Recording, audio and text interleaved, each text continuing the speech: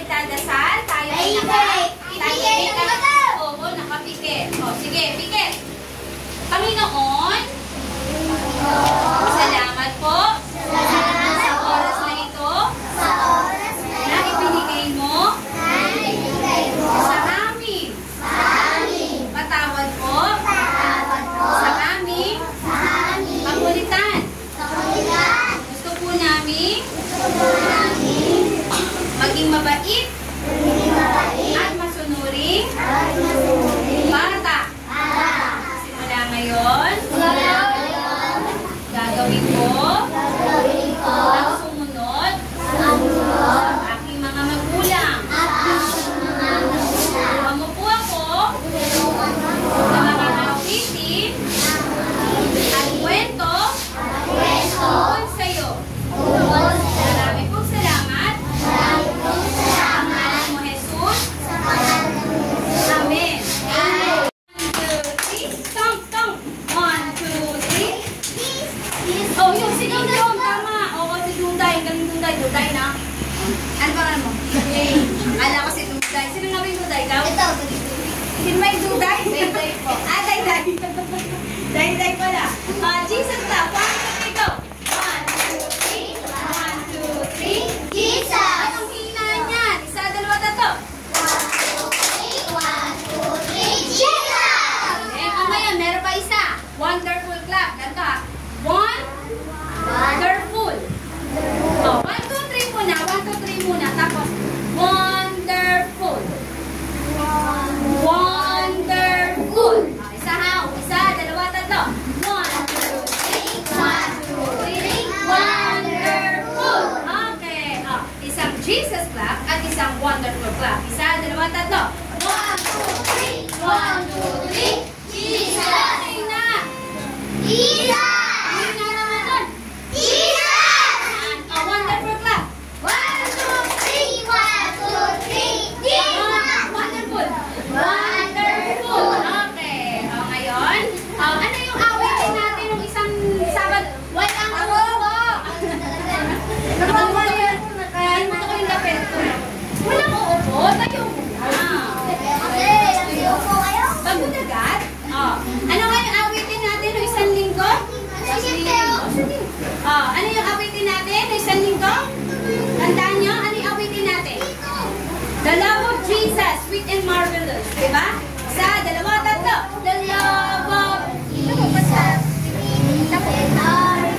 The love of Jesus, sweet and marvelous. The love of Jesus, sweet and marvelous. Oh, oh, wonderful love. Higher, higher than the sky, deeper than the ocean, wider than the universe. Oh, oh, wonderful love. Mabilis ha, bilisan natin. Isa, dalawa, tatlo. The love of Jesus, sweet and marvelous. The love of Jesus, sweet and marvelous. The love of Jesus, sweet and marvelous. Oh, oh, wonderful love. Higher than the sky, deeper than the ocean, wider. Knees bent, feet apart, head bent. Yung ulo ganito, nakabaliko. Head bent, okay? Making melodies in my heart. Making melodies in my heart. Making melodies in my heart. Pa-assist nga. Yeah. Okay, lagyan ako buwan. Show me your hands. Paano? Oh, naiintindihan na. And do this. Open. Ano yun?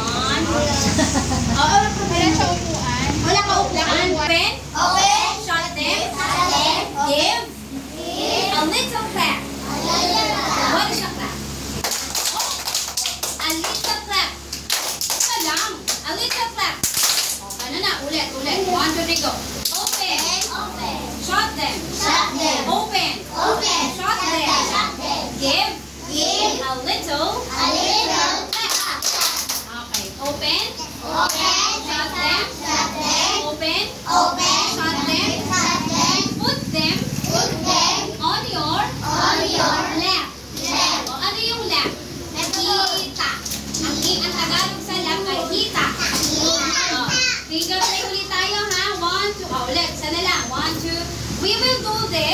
before tayong makinig ng story. Okay? Every time na nagkukwento si Pastora, listen. Every time dali na, listen na. Every time na nagkukwento si Pastora, kailangan gagawin natin ito makisinig.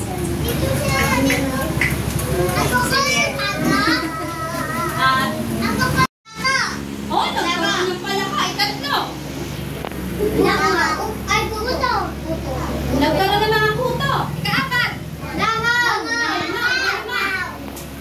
Mamatay mga hayop. Ikaanim. Nakasugat. Oh, ang galing ka na. Nabagsak ng yelo. Kulit! Oo, may blocking yelo. Ang galing mo. Walo. Yung mga halaman nasisira. Balang, no? Sinira ng balang yung mga halaman. Galing yun, no, Aldrin? O, ika siya. Nakadiliman! Nakadiliman! Ano ba? Adiliman! Sige. Oo, kadiliman. Kasama.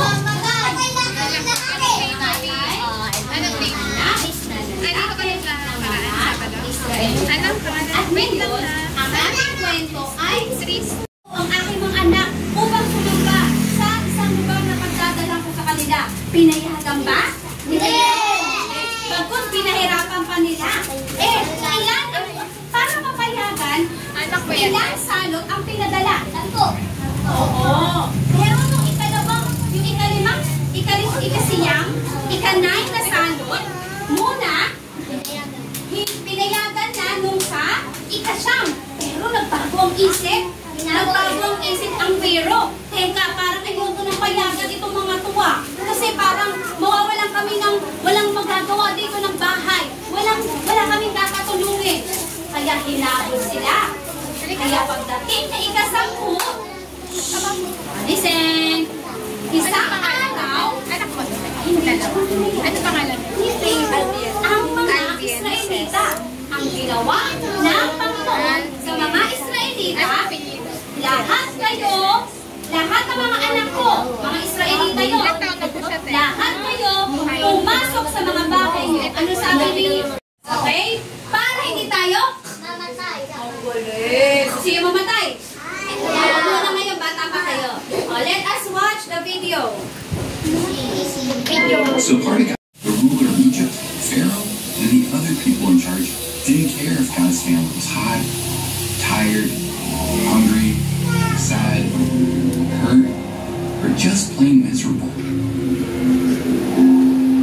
But even in the middle of all that, God's family grew. In fact, they got so big that Pharaoh was scared they might overpower him. He made them work even harder to show them he was boss. Soon, the Israelites were even more miserable, so they begged God for help. Well, guess what? God saw what Pharaoh was doing to his family, and he didn't like it one bit, so he planned to rescue them.